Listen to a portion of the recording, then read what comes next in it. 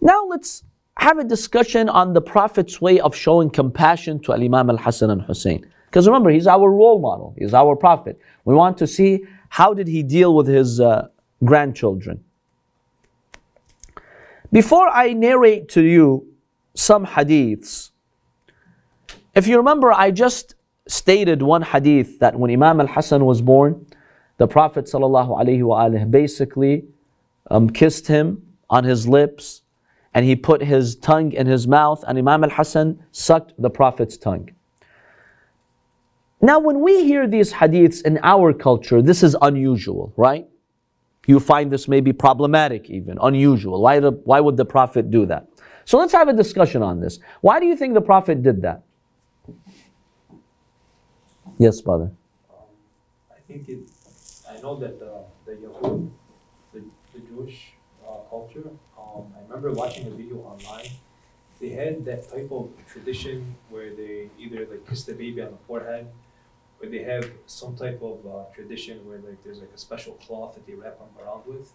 I think it deals with more that they're becoming, that they want them to inspire knowledge with their religion soon enough. And it deals with like anointing somebody to be special into the family. Or like, for example, when the rabbis, they have bar mitzvahs, I know that they want the like process of like being at a certain level with like having intelligence with their religion, and then having a spiritual relationship with Allah subhanahu wa ta'ala. So I know it deals more with having tradition and anointment and having them to be accepted. And so the suckling of the tongue is one way to achieve that? Maybe so. Like breastfeeding is like a very good example. So like when she's breastfeeding her child, she's basically acknowledging that's her child. So maybe, that type of process was a tradition. Okay, these are some thoughts here. Any other thoughts? Because today, I'll be very honest with you, people are looking at these traditions, they're like, this is unusual. Why would the Prophet do something inappropriate like that? So how do we respond to that? I guess it suggests closeness. The Prophet wants to show that he's extremely close to his grandson. Yeah. It's like he's literally a part of him. Yeah. And secondly, Prophet will not do anything except what God has asked him to do. Okay, so we're trying to figure out when Allah commanded him to do that, how is that appropriate? Because Allah doesn't ask a Prophet to do anything indecent, right? So how can we make sense of what the Prophet did? So here's some thoughts on that. Number one, when we look at these events, it's unfair for us to impose our culture on previous cultures. Today, one problem we have, especially in the West, with our culture, we become arrogant, thinking that our culture is the best culture in history and every other way is wrong. Our way is right. Who told you? You have a culture today. China has its own culture. India has its culture. The Middle East has its own culture. Africa has its own culture. Why is your culture superior? Who made it superior? Just because you have power in the media, you're superior? Or sometimes they look at traditions in the past, right? Etiquette, the age of marriage, and basically just because I come in my society and say the age of marriage is 18, that's it. Anything else is wrong. Okay, who came up with the age of 18? Who says the age of 18 is the legal age? Maybe it's 16, maybe it's 17, maybe it's 20. Why do you think you're the center of morality in the universe? Everyone's wrong and you're right. This is unacceptable. So, at the time, these type of compassionate gestures to show to those whom you really love was normal. Maybe today, yeah, it could be abnormal, someone doing that with a child. But it doesn't mean that it's wrong. We have to see what the purpose is behind it. So that's one way of looking at it. Don't impose your culture. What you find unusual in your culture can be perfectly normal in another culture. That's number one. Number two, the Prophet came in an era where the Arabs found it difficult to show compassion to their small kids because they considered kids like animals. Here, I have evidence. Ahmad ibn Hanbal, he narrates, he says, from Abu Huraira. Not everything that Abu Huraira narrates is false. There are some hadiths that make sense. This is one of them. Abu Huraira says, I saw the Prophet kissing Hassan and Hussein. And therefore, one of the companions, his name is Uyayna. Another hadith says it was Al-Aqra' ibn Habis. He said to the Prophet, I had 10 kids. Never did I kiss one of them. Basically, he was telling the Prophet, you're kissing them. Why? They're just kids. The Prophet said, Man la yarham la yurham. The one who has no mercy towards his kids, he's not going to get mercy from Allah subhanahu wa ta'ala. And in another hadith, the Prophet became upset, basically, until he was visibly seen being angry.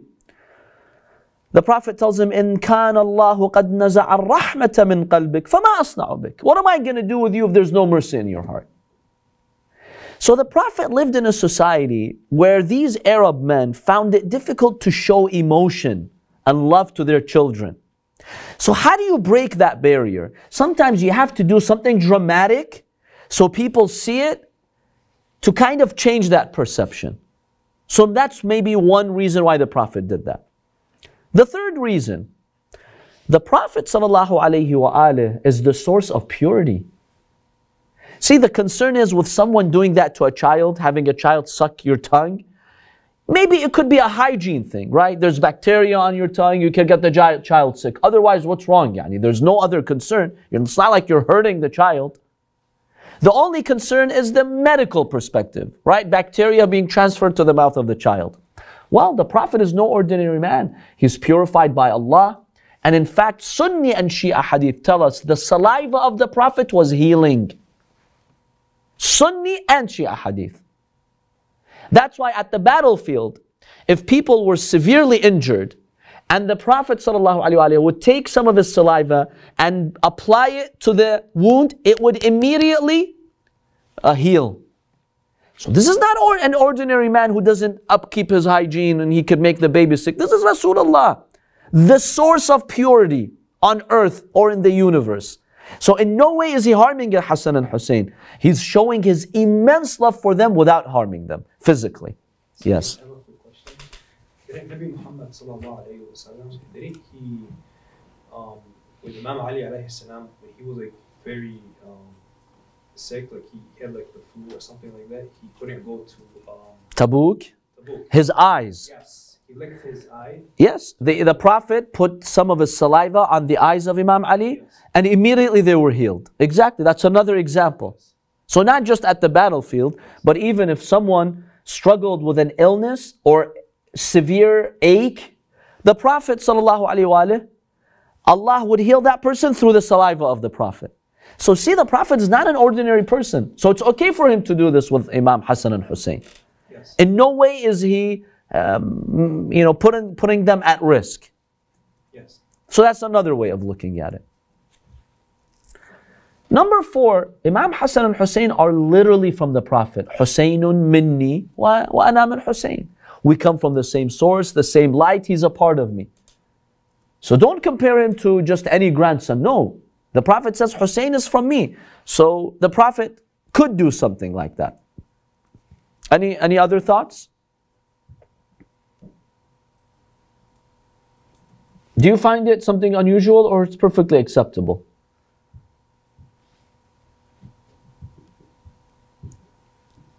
At first glance, it sounds at first glance, but then once you go through these points, it makes more sense, right? So have you heard of like the tradition of the Yahud, like the culture of like of the newborn? It's very similar to us, by the way. Yes, their Sharia is very similar.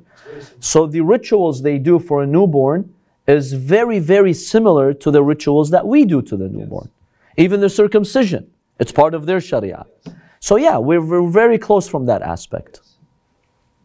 Even their prayer, the time of their salah, they have 3 main times. At dawn, later in the afternoon, at sunset. Even the times of prayer are similar to our times. The ritual showers that they do is very similar to the ritual showers that we do. What's halal and what's haram in terms of the animals, how it's slaughtered, is very similar to us. So their sharia is very similar to our sharia, absolutely.